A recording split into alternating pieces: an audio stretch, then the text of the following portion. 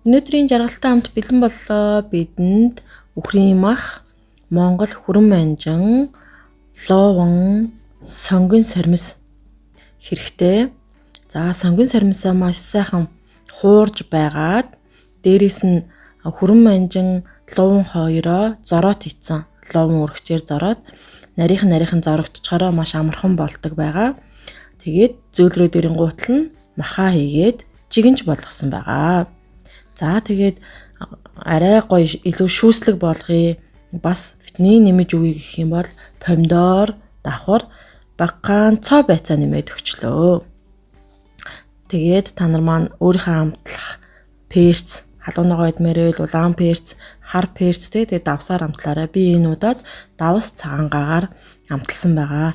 Нээрнтийн дээр нь гоё гурил жигнээд ч юм уу тийм ээ будаа агшаагаад идэж болно. Би энэ удаадаа будаа гурил хольж идэхгүй учраас амтд хүмүүс нэмээд өгчлөө.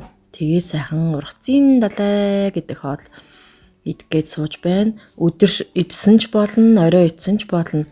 Харин орой идмээр байвал илүү дахианы мах ч юм уу үхрийн бараа мах сонгоорой. Өдөр идмээр байвал таны өөрийн чин дур сайхан хоньны махч байсан болно, үхрийн махч байсан болно.